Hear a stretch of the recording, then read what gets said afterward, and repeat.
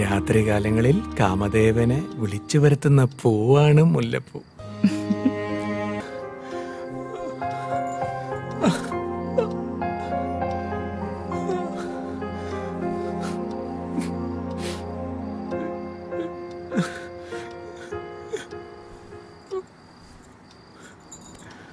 എന്ത് പറ്റി വിഷ്ണുവേട്ടാ? ഒരു തളർച്ച പോലെ. ഹോസ്പിറ്റലിലെങ്ങാനും പോണോ? അതൊന്നും വേണ്ട, വാ നമുക്ക് എടുക്കാം.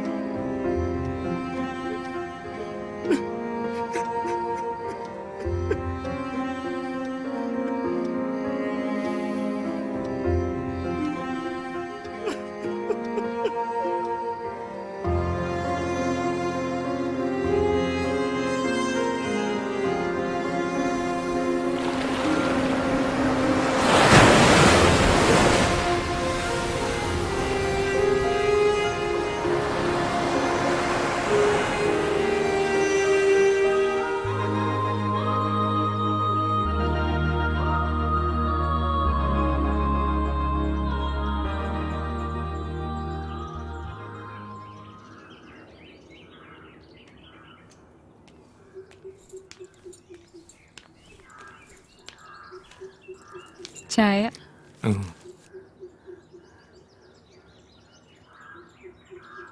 ഇന്നലെ ഉറങ്ങിയില്ലല്ലേ?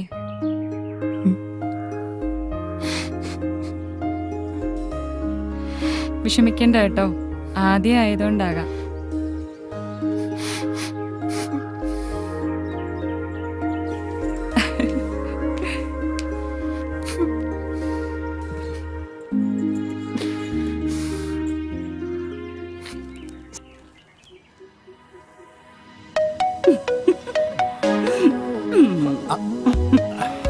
പാപ്പച്ചനെ ഞാൻ സമ്മതിച്ചു തന്നിരിക്കുന്നു. ഒരു കോളേജ് ലെക്ചറായ എന്നെ ആർക്കും വീഴിക്കാൻ പറ്റിയില്ല. ഒരു കുട്ടിയുടെ അഡ്മിഷൻ എന്നും പറഞ്ഞു വന്ന് പാപ്പച്ചൻ എന്നെ കീഴടക്കിയില്ലേ? ഇന്ന് നിങ്ങളൊരു വാക്ക് പറഞ്ഞ നാളെ ഞാൻ എന്റെ ഭർത്താവിനെ മക്കളെ ഉപേക്ഷിച്ചിട്ട് പാപ്പച്ചനെ വിവാഹം കഴിക്കും.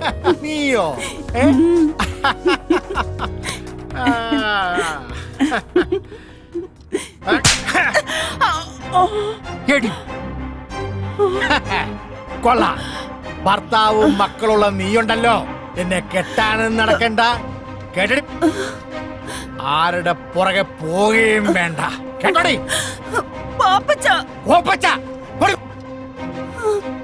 അവളുടെ ഒരു ശൃംഗാരം.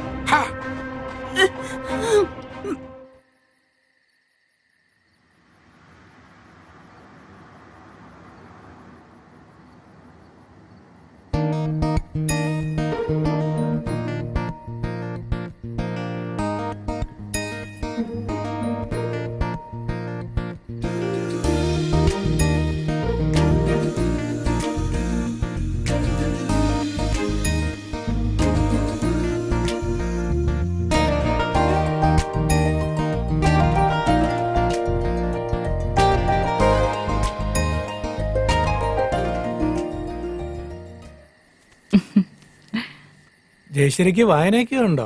ഇത്തിരി വായനയൊക്കെ ഉണ്ട്. വായിക്കാൻ വല്ലതും ഉണ്ടോ എന്ന് അമ്മാവനോട് ചോദിച്ചപ്പോ MDയുടെ നാലകെട്ടും ചന്തുമേനന്റെ ഇന്ത്യയിലേക്കാ തന്നത്. അമ്മാവന് വായനയും കുറച്ച് ഗ്രന്ഥശേഖരണവും ഉണ്ട്.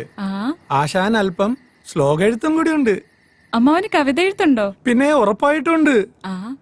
വല്ലതും പ്രസിദ്ധീകരിച്ചിട്ടുണ്ടോ? എവിടെന്ന്? അങ്ങനെ ഡയറിയിൽ ചുമ്മാ എഴുതിക്കൂട്ടും, അത്ര തന്നെ. ബാക്കി കഥകളൊക്കെ നമുക്ക് നാളെ സംസാരിക്കാം.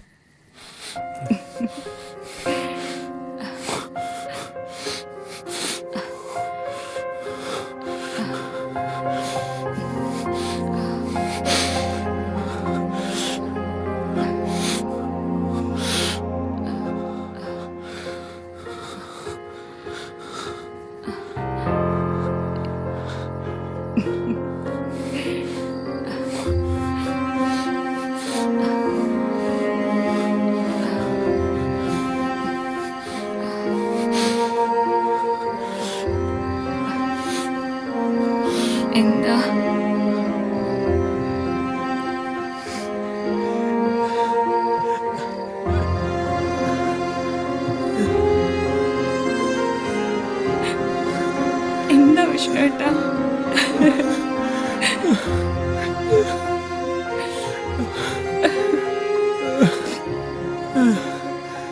വയ്യ. ശരീരം തളരുന്ന പോലെ.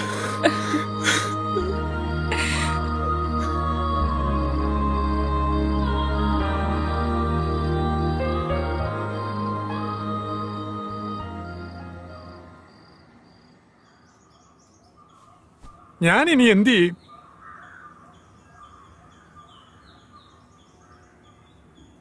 അവളുടെ മുഖത്ത് നോക്കാൻ എനിക്ക് ഭയം തോന്നുന്നു.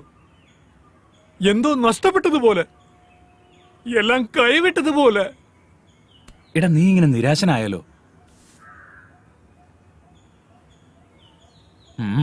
പറഞ്ഞത് നോക്കിയാ പരിഹാരമുണ്ട്. നേരോ? എടാ വയാഗ്ര പോലുള്ള ഇംഗ്ലീഷ് മരുന്നുകൾ കഴിച്ചാൽ സൈഡ് എഫക്റ്റ് ഉണ്ടാവും. അതുകൊണ്ട് നമുക്ക് ആയുർവേദം കഴിച്ചാലോ? അതാവുമ്പോ സൈഡ് എഫക്റ്റ് ഇല്ലല്ലോ. അതിന് പറ്റിയൊരു വൈദ്യനുണ്ട്, ഒന്ന് ട്രൈ ചെയ്തല്ലോ. അയാൾ എവിടെയുണ്ട്? അത് കോട്ടയത്തിനടുത്ത് ചൂട്ടുവേലി എന്നൊരു ഗ്രാമത്തിൽ. ചൂട്ടുവേലിയോ? എടാ അവിടെയാണ് പഴയ സിനിമാ നടൻ ജോസ് പ്രകാശ് ജനിച്ചു വളർന്നത്. ആ വൈദ്യന്റെ പേര് P.A. ശാന്താമണി. ഈ കാര്യത്തിലൊക്കെ പുള്ളി ബെസ്റ്റാ. എങ്കിൽ നമുക്ക് ഇപ്പൊ തന്നെ അങ്ങോട്ട് പോവാം. എന്നാ പോ.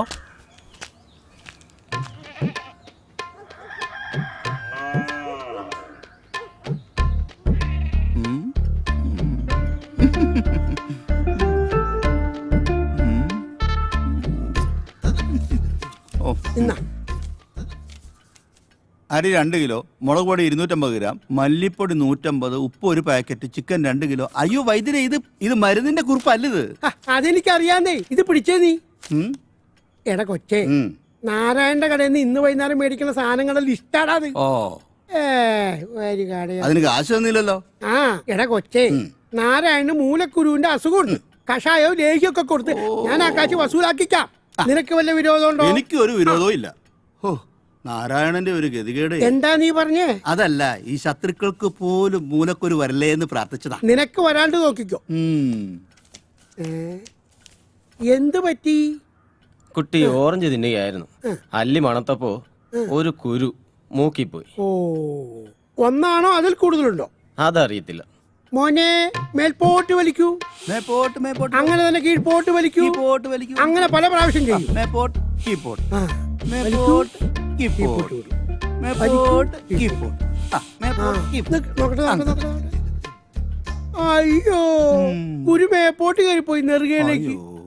ഇനി ഒന്നും പേടിക്കാനില്ല. നേരെ മെഡിക്കൽ കോളേജിലേക്ക് കൊണ്ടുപോകും. സമയം കളയണ്ട, സമയം കളയണ്ട. നമസ്കാരം. ഇരിക്കും. ബദിരെ, എന്റെ മുഖം